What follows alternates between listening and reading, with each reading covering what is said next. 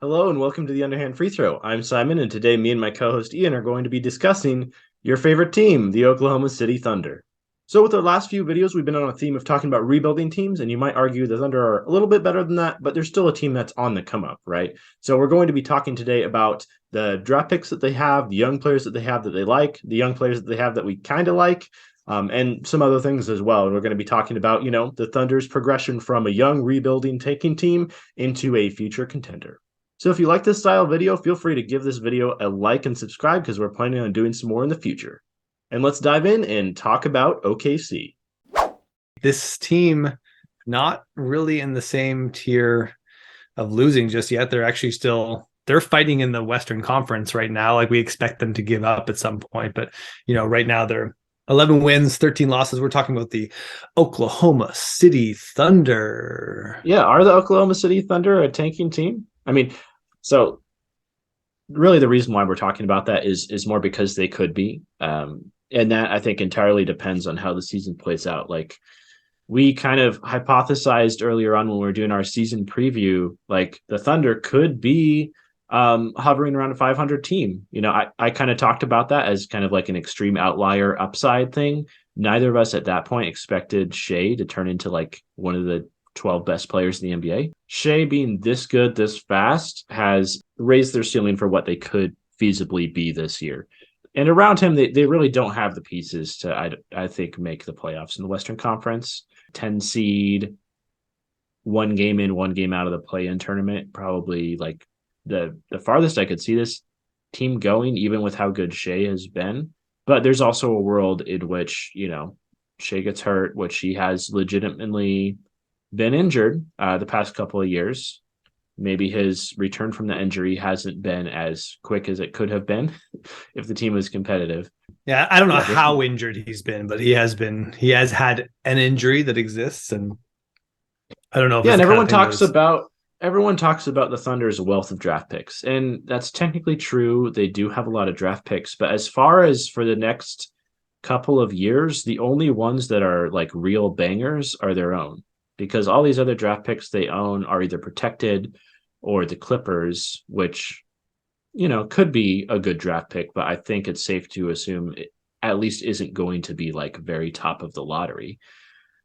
So if they do want to really take a swing at like getting another star to pair with Shai, it's going to have to be their own pick. Yeah, they have the Pistons. Well, they may have Pistons. This is this weird situation. So it's like Pistons, Thunder, Knicks, Rockets all have a shot at getting that Pistons pick, and it depends on where it falls in the draft. And that's that crazy trade that no one could make sense of during the draft. The one with the Knicks. Yeah, the one that ended up with the Thunder. I think as a result of that trade, they traded up to number 11 and they drafted Ousmane Dieng with that pick.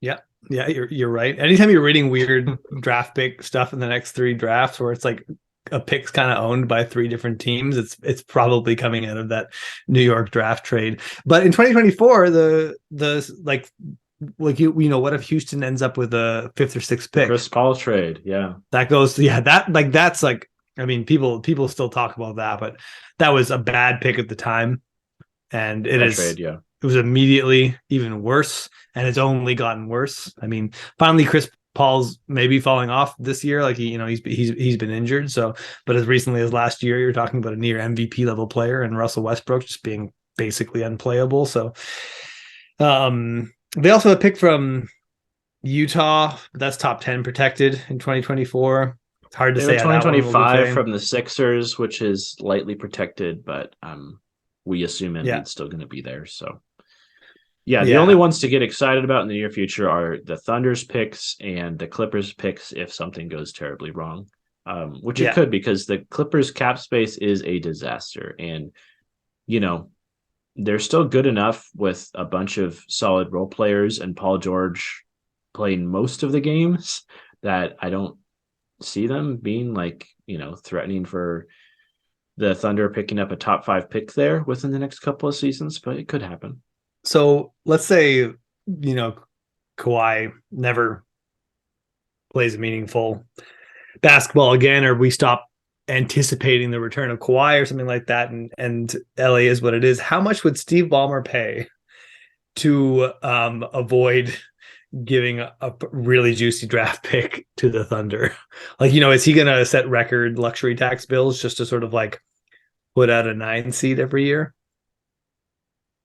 I mean, that's basically what they did last year and potentially this year too. Yeah, so. Yeah. But at least those years you why they're doing it, sort of thing. Let's say the Kawhi window closes. Will they, because they won't be able to pivot into a tank. Yeah. So it'd be how much are they willing to spend to sort of minimize that? Because the problem they could run into there, if they keep spending to avoid bottoming out, their team could get good again, and then they're getting the repeater luxury tax penalty. Like all of a sudden they're paying $1 billion in payroll every year or something like that.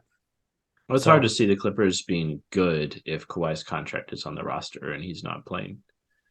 It's really, really hard to compete if you have, No, but they could be the 9 seed every cap year. Space, just dead money every year. Yeah. Ask the Brooklyn Nets. So hey, they could be doing that again soon. So anyways, enough about draft picks. Oklahoma City Thunder have a lot of them. Let's talk about the players in their roster, because I think there's a lot of fun stuff to talk about. Let's talk about keepers. I got 3. How many you got? Players that you really like and see as building blocks for the Thunder's future. I have 5. Okay.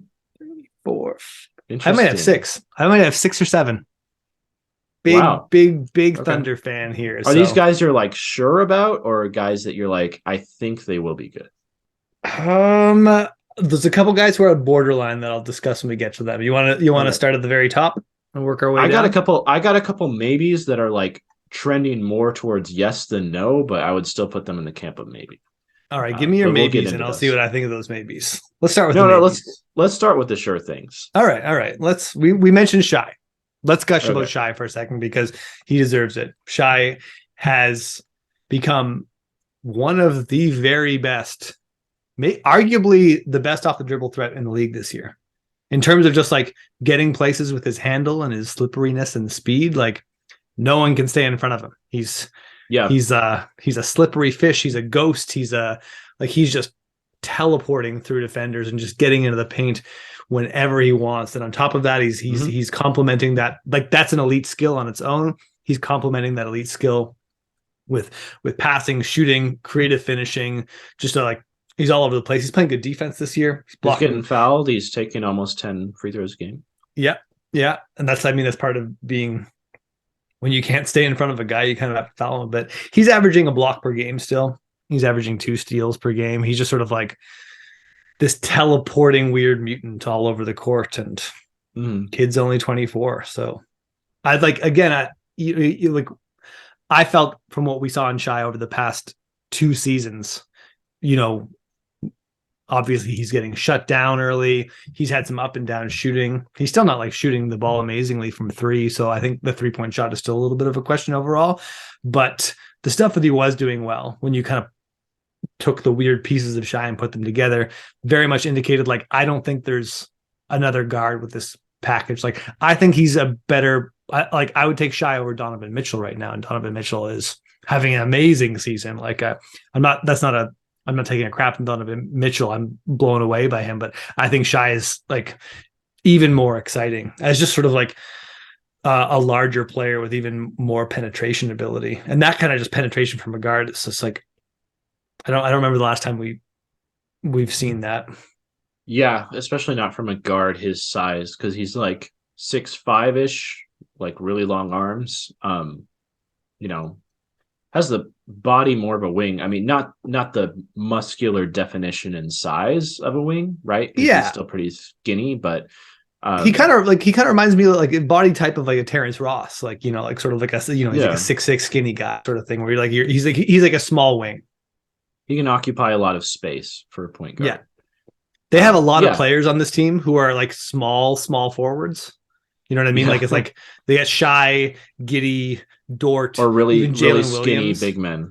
Yeah. You can put them, you can play them at the 3, even the 4 in certain lineups, but it's they're not like good size for those positions, but they're all that size where you can get away with them. And the Thunder haven't shied away from playing like 4 guards at a time this season, and they've done all sorts of freaky stuff.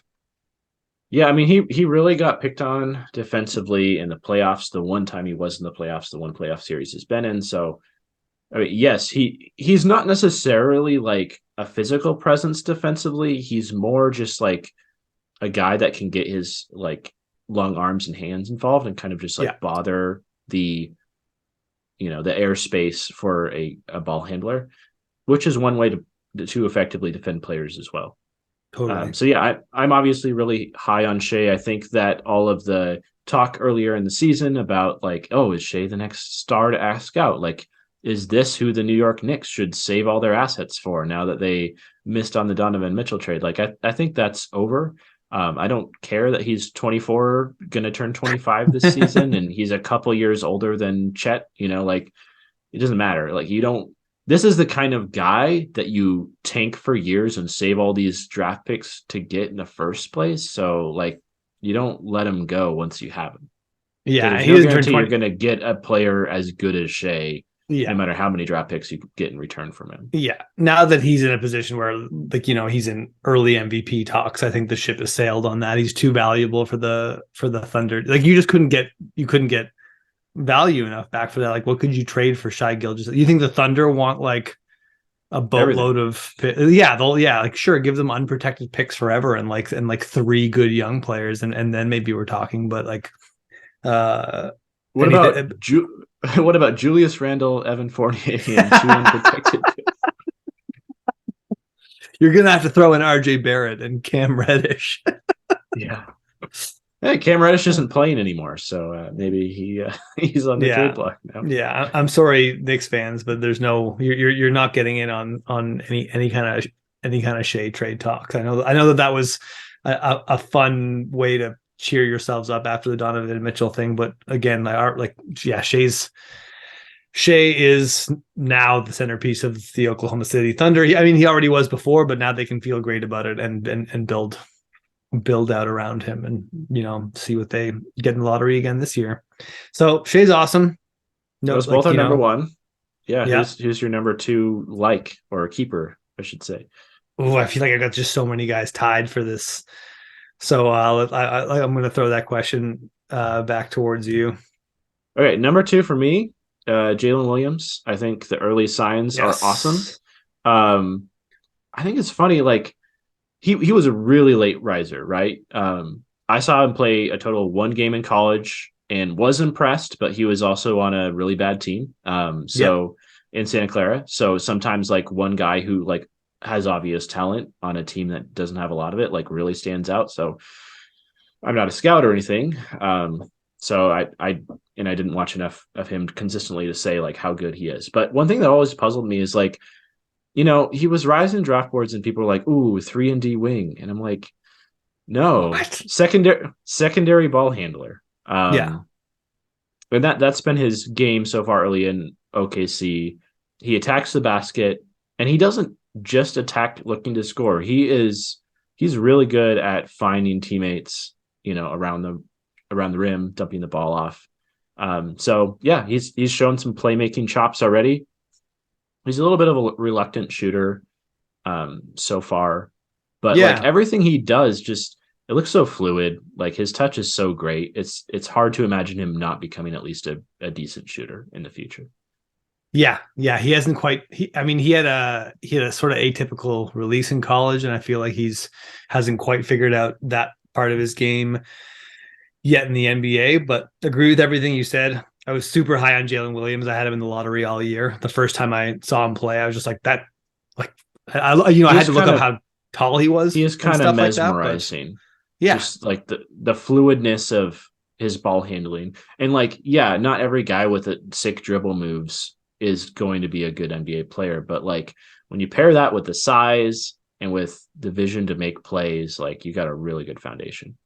Yeah, and I watched maybe 6 Jalen Williams games in college, and it took me a while before because I feel like you see a guy on a bad team like that, and you have questions, you're just like, ooh, I really like this guy. I want to put him in the top 10, but I don't see him on any mock drafts. And he's not like, like when you do see him on mock drafts, he's like a borderline first round pick. And you're like, maybe I'm missing something. What is it? Like, I'm looking at his defense. Like, he was not like a lockdown defender, but like a big time playmaker on defense, like did lots of interesting things. Just was super creative with the ball in his hands, super confident, like, and just had that size where it's like, if he was on Duke or something like that, this guy would have been, getting lottery buzz all year. So if he was on Duke, Duke would have won the title. Like their biggest weakness yeah. was not having reliable guard play. Totally. So yeah, I mean, Jalen Williams, I think, is a good pick there at number 2. I think there's just sort of a group of guys that are interesting here. I don't really know what we want to say about Chet at this point because we haven't seen him play in the NBA. I left Chet out of my keepers. I mean, he's a clear keeper. He's a probably.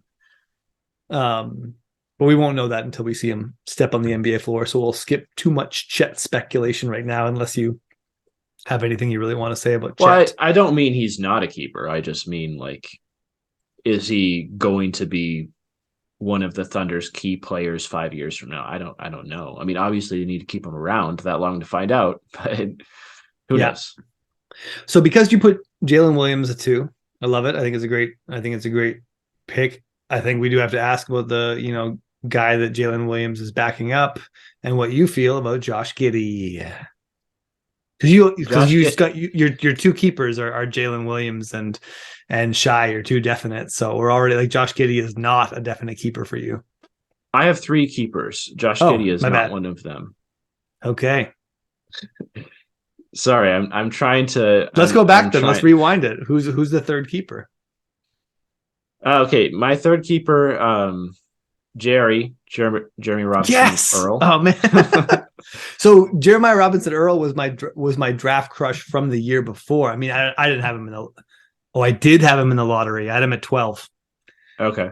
Which I thought was a cheeky pick at the time, but just every now and then you're just like, I don't care. I don't like any of these guys. I'm putting the guy I like up high. To be fair, I have him underneath Kai Jones, so I miss as many shots as I take. I have a few. I always get mixed up with the Jeremiah Robinson Earl thoughts. First is I think he's been a little bit miscast as a big man. I think this guy is a big wing. I think he's just the 5th guy you have on the floor, I think he's just like you put lineups around him and he fills in the gaps wherever with sort of like hustle play and all around skill. He can rebound well enough. He can be a backup big in a pinch. I just think he's better suited to be a wing, and he can shoot well enough to be a wing. So have him out there. And I think of this guy. I mean, he's got great size. I think he looks really good on his 3-point shot. They have been going in this year. For the season, he's shooting around 40% from 3. Just really good floor spacer. I think he's a really smart, heady player that like makes good plays with the ball in his hands, especially when he's attacking bigs. Give me a break. Like he's got the moves and the length and kind of like a little bit of a herky jerkiness as well to kind of get around guys and attack the basket. So, he reminds me kind of like a more athletic combo forward version of like a Joe Ingles or something like that. Just like a guy with a ton of moxie who has a few ways to punish you physically as well. And with his skill set, and he's only 22, right? Like, I love the guys where you put him in the corner, and when the ball swings over to them, the defense doesn't know what to do because you have to close out on him, because otherwise he's going to pull it in your face, and he hits 40% of those. But if you close out on him too hard, he's going to drive right by you. And then if the rotational guy comes over to close him off from the rim, he's going to dump the ball off to whoever's diving to the basket. Like, there just isn't an easy way to defend him.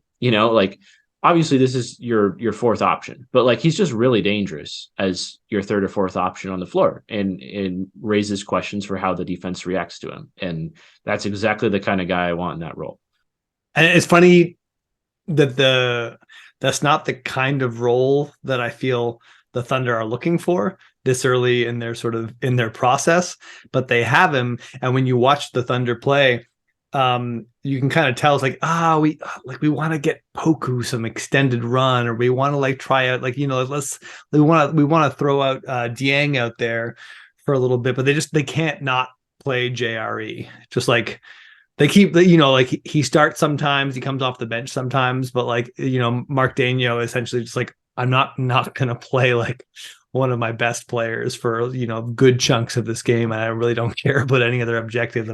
I can't not put JRE yet on the floor because he is that good and so all around. I love how he just supplanted Isaiah Roby last year, because Isaiah Roby a couple years ago was kind of the Thunder's backup big, and like he had some promising flashes, and JRE came in and it was just like immediately obvious he was a much better version of Isaiah Roby. He also supplanted Darius Bazley. Yeah, who was slightly more high profile, sort of, like he was a high school prospect, and they gave Darius Bazley some like extended run over the past 2 seasons, and when JRE got there last year, you already saw him sort of just chipping away at that, and then it's just like, well, he's clearly a lot better, even if he's not the same kind of like athletic potential. And now it's done. It's done. I mean, JRE is just like, he's one of the, he's 7th on the team in minutes, and in the big, like he's their best big. Yeah, I mean, the one thing I will say about he is quick and very agile and mobile for a big man, quote unquote, but zero rim protection. I mean, first of all, like he can't really jump over a phone book. Yeah, and his first instinct with a shot when someone's diving to the basket is to like turn around and block out. So that's why I don't really see him at playing horizontal kind of guy. Yeah, playing many minutes as a big, but I can see him playing bigs next to Chet and Poku or whatever, right? Like when you're putting a long player who's going to actually struggle boxing out on the boards, that's the exact, like, get your PJ Tucker next to him, and you can get away with playing those skinny big men who have like physical weakness by essentially just like being thicker at your other positions. Yeah, I think he'll fit in really nicely next to Chet whenever Chet comes back, probably next year. Yeah. Speaking of thicker, I've got a take on Josh Giddey. Okay. Who obviously he wasn't, despite being the Thunder's probable second best player right now, he's not my keeper list, so I do too, but go ahead. I think so. I don't think Josh Giddey is amazing right now. He's fun to watch. He's like, you see the strengths and weaknesses there really obviously. Strength is a strength. Yeah. I think what's going to happen with Josh Giddey, I don't think he's going to be like, let's go at 3 years from now. I don't think he's going to play like he's playing now. I don't think he's going to be this sort of combo guard, dribble drive attacker. I think Josh Giddey is going to keep getting beefier.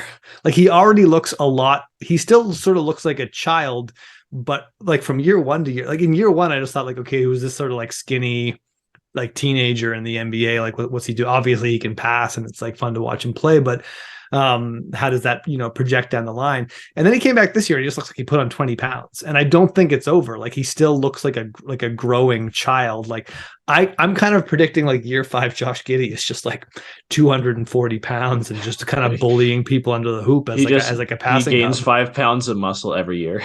yeah maybe not, maybe 240 is like going a little bit much, but like I think his like ideal playing weight, and just in my imagination, is like he's going to be like this like 230 pound plus passing power forward. Not I don't know if it's too much. He's 6'8". He's not a small man. Yeah. And so I think the janky perimeter shot becomes less of an issue when he's able to play on the interior more full time. I think his defensive limitations become less damaging if you can like stick him at the 4 in a lot of lineups, or just like, I mean, some of the things that we just said about JRE, Giddey can do. So I imagine Giddey being able to do a little bit more down the line, because I just see him as like a scrappy physical player who's not actually quite big enough to be a physical player yet. But he's like, he stopped being a teenager like 2 months ago. And I don't think we're looking at the version of Josh Giddey that is going to be what Josh Giddey's going to look like on his next contract. There's a little bit of imagination, and obviously I could just like be wrong, and he could sort of like stagnate at this point. But like when I see him, I'm starting to see the outline of a much thicker outline of a different kind of player down the future. An ever expanding silhouette. Yeah. So I guess we can. Yeah, Josh Giddey is not on my keeper list. He is on my maybe trending towards probably list. And the reason for that is just it's not just the jump shot, or I should say it is the jump shot, but it's not just the 3-point shot. It's just like the lack of ability to consistently put the ball in the basket from anywhere. He is good at getting to the rim. He's not necessarily a great finisher, and the only spot he's really excellent at is floater range, strangely enough. And I do think as he continues to get stronger and more physically developed, he should become a better finisher. I mean, it would be weird if he didn't, right? But he got that little sort of like scoop shot hook kind of thing. Yeah, it's just a little strange to me, like how few free throws he draws and how poor he is at finishing at the basket, like given his size and tendency to attack the rim. Yeah. And I think currently he's much more liable to either, flip up a floater or try to dump the ball off. Like that's his first and second read. And he's going to have to develop further into things that he's not currently great at to be a player that's worth, really holding on to and making a big financial commitment to and planning your team's future around. And some players do stagnate. And a stagnating Josh Giddey who, in his current form, even if he gets better at the things he's already good at, I don't think that's a building block for the team. So I'm not going to just try to be binary here and say he has to learn how to shoot threes to be a valuable player to build around, because it's not that simple. There's other ways for him to improve. If he can if he could attack the basket and draw 7 or 8 free throws a game and finish well, even if he never learns how to shoot, I think there's ways to implement him into an offense to make him an effective piece. But currently he's not even doing that. Yeah. What I see from Josh Giddey right now, I agree with a lot of the things that you say about him. I just think that there's I see the potential for the next Boris Diaw. I don't like the idea of Josh Giddey as a guard, and until he has a completely different looking jump shot. But I like the idea of Josh Giddey in a similar way we talked about JRE, where he's this sort of like playmaking, physical power forward. He's got a long way to go to get there. He obviously has some really high level skills in terms of like there's maybe 6 or 7 people in the world who are better passers than him. But without the ability to threaten the basket, that only amounts to so much. But I see him already kind of learning little ways to use his sort of physicality. You already see it on the boards. You already see him kind of like scrap around in the paint for these like weird scrappy buckets. But like I think like if you saw the free throws go up, that would be a little bit more promising. But for me, Josh Giddey is a clear keeper. Like I would definitely be eager to sign him to a second contract. I wouldn't max him out on the second contract, but I would be aggressive in trying to keep him. Is there anyone else? Who else is in this tier with Josh Giddey? Or is there anyone that we haven't mentioned yet that you have above Josh Giddey? Above Josh Giddey, I'm on to my maybes, so no. Just want to make sure he's the one that I think that is the most Poku fan. No, he's the one I think is by far the most promising outside of the top 3 guys. And this is not me saying JRE is a better player than Josh Giddey. Like Josh Giddey is a triple double threat on any given night. Yeah, but you can project, I do think he's JR in his role a lot easier. JRE's better in his role. Yeah, absolutely. Yeah, I feel that. All right, so let's talk about Poku and Dort, and who else do you want to put on this list? Trey Mann. Okay, Trey Mann. Those are the rest of my maybes. They all fall into that category. It's funny to call Poku a definite keeper, but yeah, I've got Poku and Dort on my definite keepers. Did I get to got Chet, Shai, that's 2, Dort 3, Giddey's 4, Jalen Williams 5, Poku 6, JRE 7. So that's my 7 keepers. on the Oklahoma City Thunder. I'm really high on all these guys. And, you know, I think Aaron Wiggins deserves a mention because he looks like a rotation level player in the NBA. Not an exciting one, but like if Aaron Wiggins is on rosters until he's 33, I would not be surprised. Yeah, I mean, Aaron Wiggins, I'll be honest, I knew Andrew Wiggins' brother was playing college basketball at the time when Aaron Wiggins, I think, was a freshman at Maryland. Yeah. It turns out it wasn't Aaron Wiggins. Andrew Wiggins' brother played for Wichita State, I believe, and was not an NBA prospect. But yeah, I always got those two confused. But yeah, Aaron Wiggins, the only thing I'll say about him, and it's funny we're leading off with him and not all the guys that we mentioned that we liked, but he's just a little small. Excellent 3-point shooter, no doubt. Really good catch and shoot player. And I think that will find a role on an NBA team as long as you're not awful defensively. But you know, just one of the many undersized wings that the Thunder have. I just think I've seen enough from him where I'm just like, oh, you're gonna be able to fill out a wing rotation on half the rosters in the NBA. Sure, eighth or ninth man. Injury. Yeah, Aaron Wiggins sounds good. Yeah. All right, no more Aaron Wiggins talk. Let's go up to Trey Mann. You're high on Trey Mann. No, I'm not.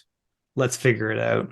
I'm not high on Trey Mann. He is at the low end of the maybes for me. Okay. I thought you had him above Poku and Dort. I was like, okay. No.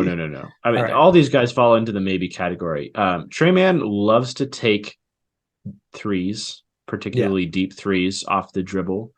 Yeah. Last year, a decent amount. He looks good doing it. Like he looks good. Like like you believe it. Like I do think he has some gravitas with the ball in his hands, and you see the shape of this dynamic guard, kind of like an Anthony Simons or something like that. But except not really so much in terms of the results so far. But yeah, I mean, I remember during the draft process, leading up to the draft, watching him at Florida a couple of years ago, and guy who clearly had NBA level shooting ability, at least in terms of like how it looked and his ability to get a shot off. A lot of tunnel vision. So that's the guy that you want to be a microwave scorer off your bench if he's taking deep threes and hitting, in the mid to high 30s. But not if he can't make shots. I think he was my least favorite player in his draft class, so I'm already coming at this as a bit of a hater. Like I flirted with not even putting him on my draft board. I didn't get it. I just saw this like child who loved to shoot. I did not see an NBA player. When he came out this year with a much improved body, I was like, okay, I do see the potential here for you to beat the NBA archetype, which you could be destined for, which is like what you described, a microwave scorer. And I don't think that's off the table for him, but I just I find those guys are a lot more dime a dozen than people pretend they are. The only thing I will say in his favor is obviously he's been really inefficient this year. He doesn't pass. He does not get to the line at all. All he does is shoot jump shots, which is not really what you want to see. But also he's not tiny. Like a lot of guys that have this style of game are 5'11", and those are not NBA players. But he's got a bit of size to him, which is I think why he was drafted. I think I thought that he wasn't I thought that he was never going to fill out in a way that. I know he's 6'3", but he was so he had such a minuscule build coming into the league. He's already changed that, so that's a big one of my main problems with him was that I just didn't see it. Now I see it. So if we redrafted tomorrow, I would bump him up a little bit. I'm still not a fan overall, and I don't see him as a keeper, but would not be surprised if he averaged 15 points per game a couple of NBA seasons. Yeah, I think there needs to be something else to his game other than taking off the dribble 3-point shots because that can only take you so far. Yeah. So, who else? Or we have a couple other guys in our likes. We kind of started with the two that were low on the list, but that's all right. Yeah, let's talk about Luguentz Dort next. Save the enigmatic Poku for the end of this. I think now, don't get me wrong, I'm not into Dort as an offensive player. I don't think any of the experimentation that he's been afforded in OKC to grow his offensive game is particularly consequential. We saw him, he's taken a mini step back even from last year, at least in terms of, he's not an efficient scorer. He is still not a good shooter, and I don't think, and in this day and age, anyone can become a good NBA shooter out of nowhere. But I don't like. I'm not projecting that the cards for Dort, but I think Dort already like showed us everything we need to see in his rookie season. Is that like he's a high level on ball stopper who fits into an NBA rotation and is going to be able to mess up a star level perimeter player in the playoffs. And anything else he does with this game is just a bonus. If he's got a little tiny bit of a dribble drive attack, so he converts a few more of his sort of closeouts and things like that, or like, attacking closeouts and things like that. If he can keep working on the three a little bit and just keep it close to NBA average, I think all those things are bonuses. I think that he's got that one high level NBA skill that really fits well in a starting lineup with other offensive players, or it just fits into a rotation and balances it overall and gives you like a very important thing that you will need in the playoffs. And I think Dort is like, he showed us that from day one. I haven't seen anything from him to change that. Yes, I think the Thunder are doing something very smart in Dort's development. They've cut down his shot attempts a little bit. Oh, his 3-point attempts a little bit. He's shooting a few less threes. I think that ship has sailed. He's going to be a below average, not terrible, below average 3-point shooter. 33% from three. It's not a bad shot. You take those if they're wide open. You're not going to base your offense around them, but you're not crying if a guy makes 1/3 of his threes. But they've sneakily been increasing Lou Dort's playmaking responsibilities a little bit year by year. And I think that's the right way to go. He was the primary ball handler at Arizona State when he was there. So his experience playing point guard. And, the Marcus Smart comparison is just too easy, right? Just like this bulldog defender who isn't very tall, but just very stout guard, extremely physical, does all the hustle plays. Not a great shooter, takes some ill-advised shots, and steadily gets better as a playmaker every year. And, if he can be 80% of what Marcus Smart has been and has become for the Celtics, I think that's a valuable player. Yeah, I mean, he's even thicker than Marcus Smart, which is like, seems unbelievable. But it's like, also, I mean, like, Lou Dort has multiple good nicknames, and most people in the NBA don't even have one good nickname, but he's got the Dortress and the Dorture Chamber. I'm just like, I love it. That's like they're both so good.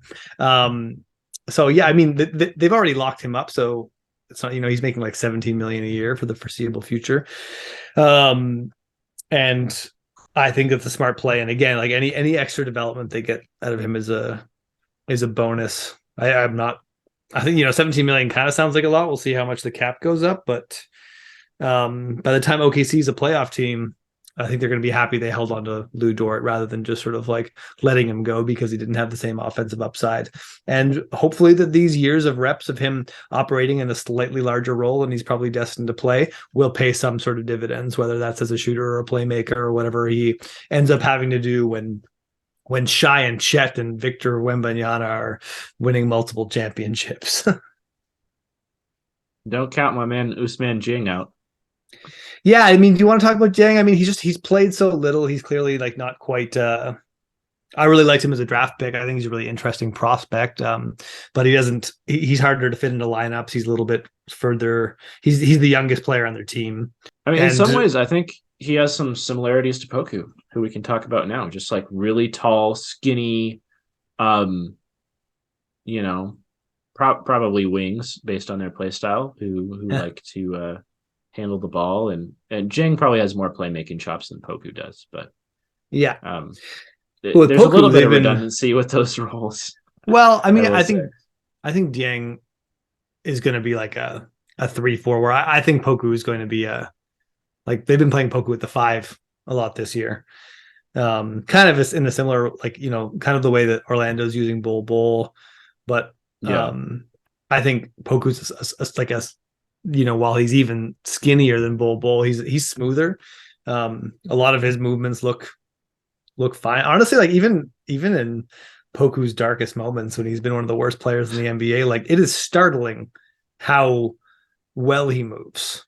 Everything he Yeah. does looks good. He would just sort of like throw the ball way too hard at the hoop and make baffling decisions, and play with outrageous confidence and just sort of like drive into three people and like, I don't know, try to do like a 360 wraparound pass. And you're just like, what is happening? But he looked kind of good doing it. I Yeah, think that's why he got drafted. I mean, if you got yeah, a 7-footer who can move like a guy who's 6 inches shorter than him, yeah. you got to take a He shot on doesn't him. he doesn't look like he's put on a pound, by the way, since he's been in the NBA. Yeah. Like that hasn't changed at all. But like very quietly, while Poku's been a meme, it was a meme in his first 2 seasons. He's a he's a very competent rotation player right now. Not like now his on off numbers are brutal. They're hemorrhaging points whenever Poku's on the floor, but he's tripled his block rate. He's shooting well from three for the first time in his career. He's turning the ball over less than he used to, and is just looking like, okay, I mean, I don't. He's still only 21 years old. Like I don't know what Poku's ceiling is. Like, but Yeah. if he's already showing signs as this very strange player of being like, maybe I'm competent and fit into a rotation player, and I'm going to give you shooting, extra ball handling, and some rim protection. I'm like that. Like I feel kind of optimistic about that. That's like I'm not looking at Poku to be a star, but I think like we might be looking at a very interesting rotation piece in the future. Yeah, I could see it. My main concern with Poku is he's still just a bit of a black hole on offense. If he's Yeah, going to pass, he needs it to be like the touchdown pass, right? He needs to yeah, make the play that leads directly to a score and do it behind his back if he can or between his legs. Like he's not great at just like swinging the ball around and being a part of a offense that prioritizes motion. So like that's the major weakness. But like you're right, the defense has improved, the shooting has improved, the just like court awareness I think has improved a lot. yeah. And the irrational confidence has been toned down just a touch as well. So In yeah, I the mean, there's definitely a world in which I think Poku is a valid rotation player. in his rookie season, they were letting him just do whatever he wanted, and it was the silliest thing I've ever seen. Like he was getting to take like mid range pull ups off the dribble, and I was like, okay, so he's like, why not? They usually kind of unleash him around the end of the season and just let him have fun. Let Go out there Poku and have cook. fun, kid. Yeah. But this year, again, he's playing a more real NBA role. Like he's getting a lot more of his offense at the rim. He's operating more as a finisher and less as an initiator. Because, like you say, he doesn't really pass unless he sees a good assist opportunity. And some of those things I think don't project well for his long term growth. But again, I think if we get a NBA level 3-point shooter who is 7 feet tall, and is comfortable standing in the paint and blocking shots. And then to add a little bit of ball handling on top of that, I'm just like, yeah, that's like if that's in your big man rotation that they're building out, like if you're adding that to Chet and JRE, and possibly they add another big going forward, and all these sort of like thick guards they're adding, then Poku can be this like skinny taller guy out there that sort of like goes with that. Yeah, I think he's a keeper. I think that they've done a good job developing Poku, and I hope that continues because again, I really don't know what his ceiling is. This could be it, or he's got like there's still clearly lots of potential in there. I'm not making any bets on whether he achieves that, but for what I've seen this year, I would hold on to my Poku stock. Yeah, yeah, I would agree. I unless you have any more, that's about it for players that I either like or could potentially like, depending on how the next couple of years play out. They have Darius Baisley, who's been hurt and missed the past couple of games. They have Kenrich Williams, which I'll talk about in a second when we talk about guys that are potential trade options. They have the other Jalen Williams, who wasn't exactly high on going into the draft. Haven't seen much from him yet.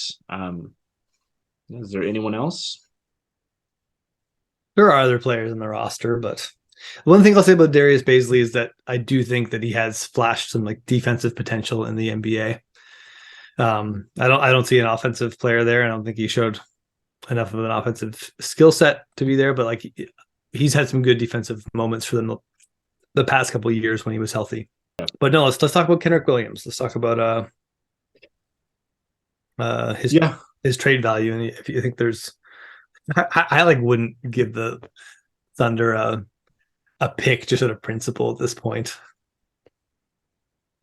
I mean, if I'm a contender and it can lottery protect that first rounder in perpetuity, like, yeah, I don't see why not. Kenrich Williams is like a plus rotation player.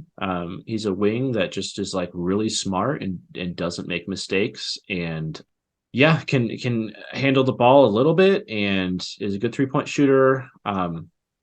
Just like one of those guys in the right place in the right time. Smart, solid veteran. The kind of guys. He's the kind of guy that a veteran or that a coach of a veteran team that's a contender will actually like take into the fold and put into his rotation. And those are, that's the kind of guys that a contender that's like close and just like missing one spot in their lineup heading into the playoffs might consider trading for. I would love for him to land in Cleveland. Yeah, Cleveland, I think, would really enjoy Kenrich Williams. Yeah, I don't know if he's a good long-term option in their starting lineup, but he might be a decent filler just for this season. Yeah, I just mean like Dean Wade just went down with an injury, and I just like it. Really, the cupboards are very bare there on the wing, and it would be that's like obviously the Lakers would love to get their hands on Kenrich Williams as they try to push their way back into the playoff picture. Every team besides the Toronto Raptors wants another wing. So yeah. And the Thunder just signed him to a really puzzling deal. Like, you're going to sign a guy who's in his late 20s to a 4-year deal. I mean, it is a team-friendly deal. They have the, it's only 3 years guaranteed, but that contract doesn't really make a lot of sense unless you're planning on trading the guy. Yeah, I mean, I think they wanted to preserve him as a trade asset, or they just wanted to have that sort of flexibility if the right deal came up. But I think they probably also liked him. Like he's played good basketball for them. So he was good on the Pelicans. I was kind of sad that they let him go. Yeah, not really sure what was up with that, but yeah, but they're chock full of wings now all of a sudden too, with some of their younger guys popping off. So I don't think they're missing him too much. But yeah, lots of teams would love to have Kenrich Williams. So if they can get another lottery pick, first round pick out of that, good for them. But yeah, something to monitor. I'm glad you enjoyed our discussion of the Thunder so much. And if you liked that, we have another discussion about another tanking team right here. You can check that one out. And we'll see you guys next time.